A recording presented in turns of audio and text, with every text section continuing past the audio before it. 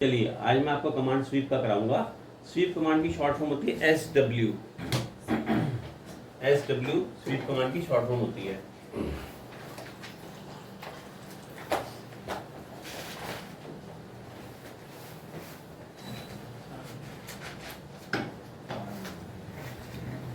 आपको याद होगा हमने command extrude along the path सीखा था, ध्यान है। एक्सट्रूड हम पाथ में क्या करते थे, देखो टॉप व्यू में तो जाके मैंने पॉलीलाइन से, इधर ध्यान दो, बातें मत करो।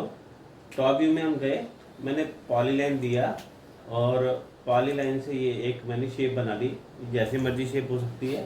मैंने राउंड बना दिया, पॉलीलाइन ऐसे करके ऐसे शेप बना दी। और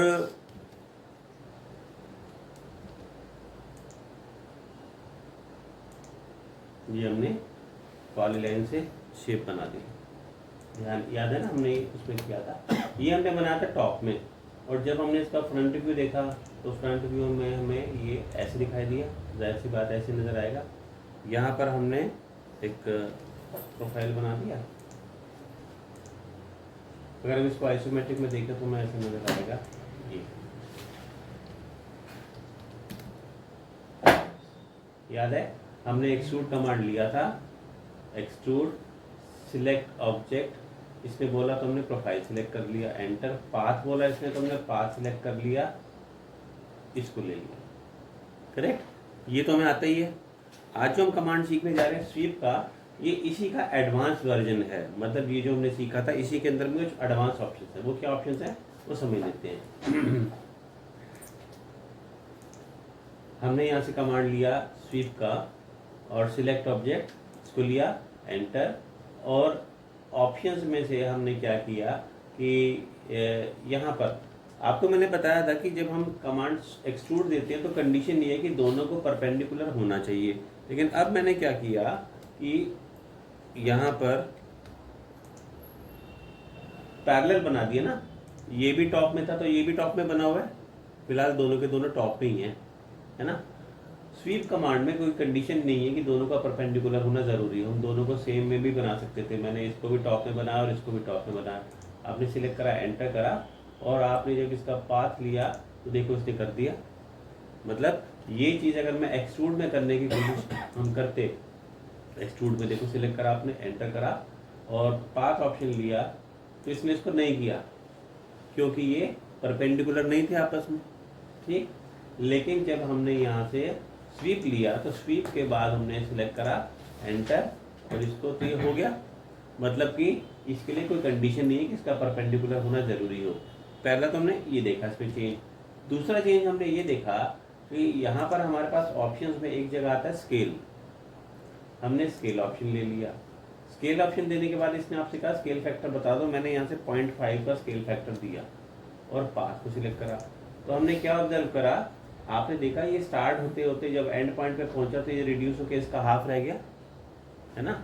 यहाँ पर अगर ये 1 था पूरा तो यहाँ पे रिड्यूस होकर इसका हाफ रह गया, ठीक है। तो ये एक्सट्रूड में पॉसिबल नहीं था। फिर से देखो, हमने स्वीप कमांड लिया, सिलेक्ट करा, एंटर, सिलेक्ट करा, और इसके बाद में इसने पूछा पाथ। अब मैं को पाथ लेने से पहले स्केल ऑप्शन लेके इसमें से स्केल दे देना है। मैंने स्केल दे दिया और इसको सिलेक्ट करा, तो आप देखेंगे कि लास्ट तक पहुंचते पहुंचते इसने इसको रिड्यूस करके उसका 1/4 कर दिया, ठीक है। That was scale option. फिर इसके बाद में हमने दोबारा से कमांड स्वीप कर लिया, और यहाँ पर हमारे पास अगला ऑप्शन है ट्विस्ट का। ट्विस्ट का मतलब होता है किसी चीज़ को मरोड़ देना। तो हमने ट्विस्ट का ऑप्शन लिया। इससे पूछा आपने ट्विस्ट का एंगल बता दो कितना रखना है। हमने एंगल दे दिया 90 डिग्री का और एंटर कर दिया। अब जब हमने इसको सिलेक्ट करा तो आपने क्या देखा कि यहाँ से आके इधर आते आते 90 डिग्री पे घूम गया ना ये फेस। अगर देखो रेक्टेंगल में ऐसे था यहाँ पे, तो ये रेक्टेंगल ऐसे दिखाई देने लगा। मतलब 90 डिग्री पे घुमा दिया ना हमने इसको। 180 पे आप घुमाते तो ये डबल टर्न लेता फिर, ठीक है। तो ट्विस्ट ऑप्शन में हम इसको इस तरह से ट्विस्ट कर सकते हैं। अभी थोड़ी सी आगे जब हम टिपिकल ड्राइंग्स बनाएंगे ना, अब तक आप सिंपल ड्राइंग्स बना रहे थे, देखो जैसे कैसे ये शेप बन रही है, इस तरह की शेप हमें कोई फ्लाईओवर बनाना है, कोई ऐसी शेप बनानी है, तो उसके लिए हमें इसकी ज़रूरत पड़ेगी। सिंपल शेप्स तो आप बना रहे थे, लेकिन अब टिपिकल शेप्स के लिए हमें इसकी ज़रूरत पड़ेगी। फिर से आ जाते हैं कमांड स्वीप पे, सिलेक्ट करा हमने, इसको एंटर कर दिया। आपने स्केल समझा, ट्विस्ट समझा। अगला मैं आपको बताऊंगा बेस पॉइंट। मैंने बेस पॉइंट का ऑप्शन लिया, ध्यान से देखो। इसने आपसे कहा बेस पॉइंट बताओ, मैंने बेस पॉइंट ले लिया ये वाला। पाथ को सिलेक्ट करा, तो आपने क्या देखा कि जो पॉइंट मैंने सिलेक्ट करा था उसे बेस मानते हुए इसने ये सारे को बना दिया। ठीक है, अगर आप देखेंगे तो इसमें क्या है, आउटर साइड पे आ रहा है ना ये तो मैंने आपको उसमें भी समझाया था एक्सट्रूड में। बाहर की तरफ रखेंगे तो आउटर में आएगा, और अंदर की तरफ रखेंगे तो इधर पे आएगा। देखो ना, इसके ये 4 पॉइंट है ना अलग अलग। ये आप इनमें से किसी पॉइंट को बेस पॉइंट ले सकते हो। बेस पॉइंट लेने से फर्क पूरा ही आ जाएगा ना, उसी पॉइंट को स्टार्ट मान के चलेगा। ठीक है, फिर से देखो, हमने यहाँ से लिया स्वीप, सिलेक्ट करा, एंटर करा और बेस पॉइंट ऑप्शन लिया। अब की बारी मैंने बेस पॉइंट दे दिया इसको, ये देखो, और पाथ लिया इसको। तो आपने देखा ना ये अंदर की तरफ आ गया ना। अब की बारी छोटा बन रहा है। आपकी बार पिछली बारी आउटर में बना था, अब की बारी इनर में बना।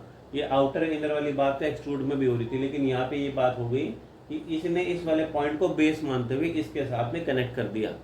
आई बात समझ? बेस पॉइंट का मतलब जिस पॉइंट को आप सिलेक्ट कर रहे हैं वो पाथ के साथ कनेक्ट होकर इसको बनाएंगे ऐसे।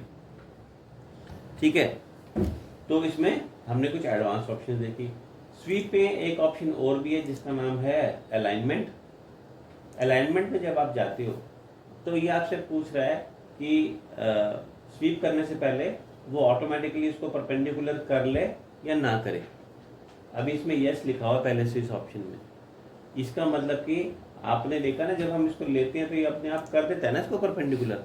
अगर यहाँ से ऑप्शन नो हो गई या आपने इसको नो कर दिया, मतलब अलाइनमेंट में जाके आपने इसको नो कर दिया तो अब ये एक्सट्रूड वाली बात ही हो जाएगी, नहीं कर पा रहा ना अब इसको। तो अलाइनमेंट में यस होना जरूरी है, तभी ये उसको कर पाएगा, अदरवाइज उसको कर नहीं पाएगा। ठीक है, तो ये स्वीप कमांड था जो उससे अलग था। इसके बाद हम नेक्स्ट जो कमांड करेंगे ये है लॉफ्ट। लॉफ्ट कमांड का यूज़ हम करते हैं ऐसी ऑब्जेक्ट्स को बनाने के लिए जिनकी शेप अलग अलग लेवल पे चेंज करती है।